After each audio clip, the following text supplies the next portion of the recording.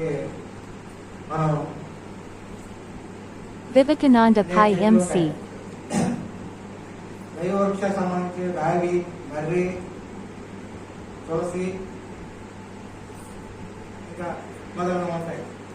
అట్లా ఇప్పుడు మనం రావి చెట్టు గురించి దాని తాలూకా విశిష్టత గురించి చెప్పుకుంటున్నాం. దీన్ని త్రిమూర్తులు కొలువు ఉండే వృక్షము అని చెప్తారు. త్రిమూర్తులు అంటే బ్రహ్మ, విష్ణు, మహేశ్వరు. వాళ్ళు దీని మీద నివాసం ఉంటారు. ఓలతో బ్రహ్మరూపాయ, మధ్యతో విష్ణు రూపని, అగ్రతో శివరూపాయ, వృక్షరాజాయ నమః.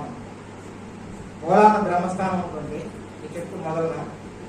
మధ్యలో విష్ణుమూర్తి ఉంటాడు. అగ్రభాగాన శివుడు ఉంటాడు, బలరాయి ఉంటాడు. ఈ ముగ్గురికి నివాస స్థానం ఇది రావి చెట్టు. మహావిష్ణువుకి, శ్రీ మహావిష్ణువుకి ప్రతిరూపంగా ఇది దీన్ని కొలుస్తారు, ఆరాధన చేస్తారు. ప్రాచీన కాలం నుంచి పూజలు అందుకుంటున్న ఈ రావి చెట్టు ఈ ప్రదక్షిణ చేస్తే సంతానం కలుగుతుందని ఒక నమ్మకం. సంతానం లేని వాళ్ళకి సంతాన భాగ్యం కలుగుతుందని ఒక నమ్మకం. చరిత్ర కలిగిన కాలం నుంచి భారతీయ జీవన విధానంలో భాగమై ఉంది రావి చెట్టు. మన చరిత్ర ఇంకా తెలియని కాలం నుంచే ఈ రావి చెట్టు మనకి దీనికి ప్రస్తావన ఉంది. దీనికి అనేక గ్రంథాల్లో స్థానం ఉంది.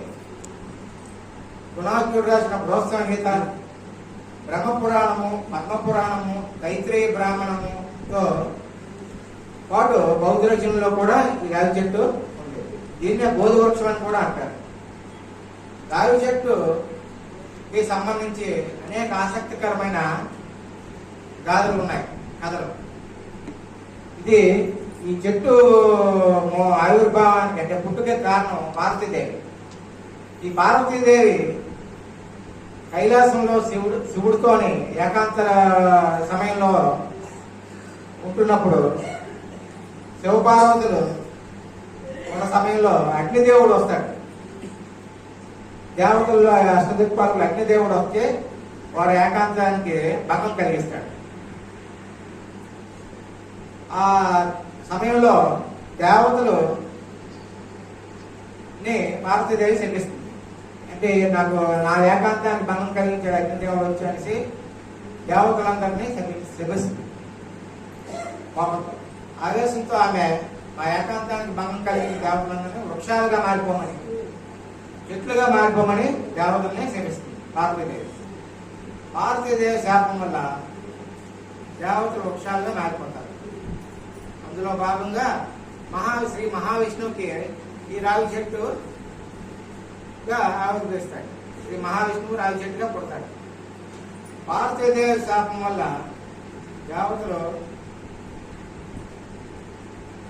ఇలాగా మారిపోతారు చెట్లుగా. మరొక పురాణ కథ ప్రకారము ఇద్దరు సోదరులు ఉండేవాడు. వాళ్ళిద్దరు రాక్షసులు. వాళ్ళు ఒకడు అశ్వత్థ, రెండు పిప్పల. వీరు రాక్షస లక్షణాలు కలిగి ఉన్నారు. మోసంతో ప్రజలను భక్షిస్తూ ఉంటారు.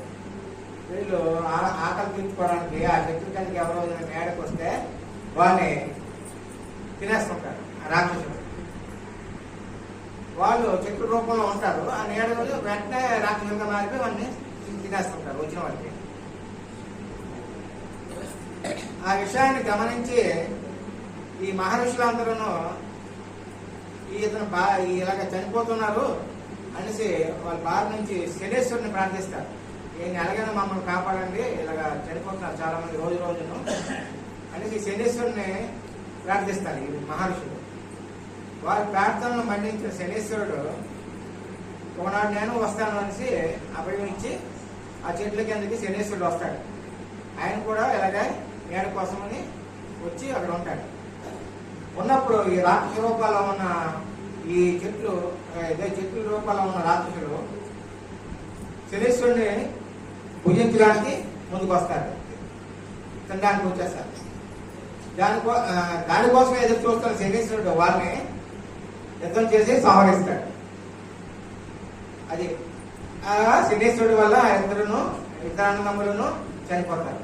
ఒకడు అశ్వత్థ, రెండు పెప్పల. ఈ రాక్ష అప్పుడు శనీశ్వరుడికి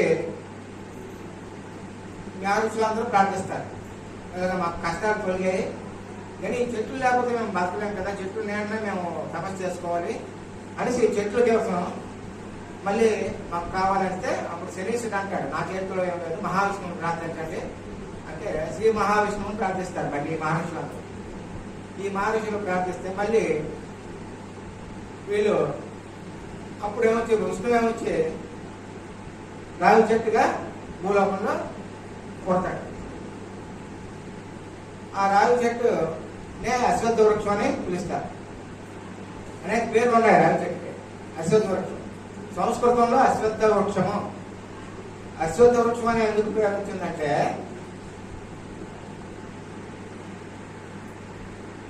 దీన్ని తైత్రేయ బ్రాహ్మణంలో అశ్వత్థ రావడానికి వెనక ఒక కథ ఉంది. దాని అగ్నిదేవుడు ముడిపడి ఉండటం విశేషం. పూర్వ దేవతలందరూ దూరంగా ఉండదలిచిన అగ్నిదేవుడు దేవతలందరికీ దూరంగా ఉంటాడు. అగ్నిదేవుడు అతనేమొచ్చి ఈ ఒక గుర్రం రూపాన్ని ధరించి ఈ అగ్నిదేవుడు ఈ రావి చెట్టులో దాగి ఉంటాడు. అందువల్ల ఈ చెట్టుకి అశ్వత్థ వృక్షం అని వచ్చింది పేరు. ఈ అశ్వత్థ వృక్షం అని ఆ పేరు వచ్చింది. సంస్కృతం నుంచి అశ్వరూపం, అశ్వం అంటే సంస్కృతంలో గుర్రం. ఈ అశ్వం రూపంలో దాగున్నాడు కాబట్టి ఈ రావి చెట్టులో అశ్వత్థ వృక్షం అని పేరు వచ్చింది. అది దీనికి శాస్త్రీయనామం అంటే సంస్కృతంలో అశ్వత్థ వృక్షం అంటారు. ఫైకస్ రెలిగియోసా అనే శాస్త్రీయనామం, సైంటిఫిక్ నేమ్ ఉంది. 30 పేర్లు ఉన్నాయి దాదాపుగా. రావి చెట్టుకి 30 పేర్లు ఉన్నాయట నానార్థాలు. అశ్వత్థ వృక్షము, అశ్వత్థ నారాయణ వృక్షము, పిప్పల వృక్షము, జలదల వృక్షము, గజభక్షక, గుహ్యపుష్ప, క్షీరాద్రమ, దేవాత్మ, గురు, దేశవాలయ, కృష్ణవాస, నాగబంధు, కుంభరసన, పవిత్రత, శ్రీవృక్ష, శుభద, విప్ర, విప్పల, మహాద్రమ వంటి పేర్లుతో పాటు బోధి వృక్షం అని కూడా పిలుస్తారు. ఈ బోధి వృక్షం అనే పేరు ఎందుకు వచ్చిందంటే బౌద్ధ మత స్థాపకుడైన గౌతమ బుద్ధుడు బుద్ధగయలో ఆయనకి జ్ఞానోదయం అవుతుంది. ఆ బోధి చెట్టు కింద ఈ అశ్వత్థ దీని కింద అశ్వత్థ వృక్షం కింద కూర్చొని తపస్సు చేసినప్పుడు ఆయన జ్ఞానోదయం కలుగుతుంది. అందువల్ల దాన్ని బుద్ధుడు ధ్యానం చేశాడు కాబట్టి బోధి వృక్షం అయింది. ఇది ఈ మొదటి వృక్షం హిమాలయాల నుంచి పూర్వం హిమాలయాల నుంచి బౌద్ధ భిక్షువులు దక్షిణ ప్రాంతానికి తీసుకొచ్చారు. హిమాలయాల్లో మొదటి అక్కడి నుంచి తీసుకొచ్చారు ఈ వృక్షాన్ని బౌద్ధ భిక్షువులు. అలాగా మన దక్షిణ భారతదేశానికి వచ్చింది. దేవతలందరికీ ఇది చాలా ఇష్టమైన వృక్షం. గీతాచార్యుడైన శ్రీకృష్ణ భగవానుడు వృక్షాల్లో అశ్వత్థ వృక్షాన్ని నేనే అని పేర్కొన్నాడు. శ్రీకృష్ణ పరమాత్మ వృక్షాలన్నింటిలోని అశ్వత్థ వృక్షము నేనే, వృక్షాల్లో నేనే అశ్వత్థ వృక్షాన్ని అని భగవద్గీతలో చెప్పాడు. ఆ రావి చెట్టుని దర్శించినప్పుడు మనం మొక్కుతాము. మొక్కి దాని చుట్టూరు ప్రదక్షిణ 108 ప్రదక్షిణాలు చేస్తారు చాలా మంది.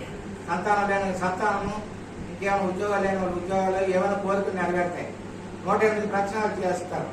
అది మూలతో బ్రహ్మరూపాయ, మధ్యతో విష్ణు రూపనే, అగ్రతో సౌరూపాయ, వృక్షరాజాయిత నమః అనే శ్లోకం పఠించి 108 ప్రదక్షిణాలు చేయాలి. అది సాంప్రదాయంగా వస్తుంది. అందుకే ఎందుకంటే ఈ త్రిమూర్తులు కొలువైన చెట్టు కనబట్టి దీన్ని ఇలాగా ప్రదక్షిణాలు చేస్తారు. త్రిమూర్తులు ఉంటారు. మూలంలో బ్రహ్మదేవుడు, మధ్యలో శ్రీమన్నారాయణుడు, అగ్రభాగంలో శివుడు, రావి చెట్లు కొలువు ఉంటారు. చేశాడు వ్యాఖ్యానంగా చెప్పడం జరిగింది. సో రేపు కంటిన్యూ చేయడానికి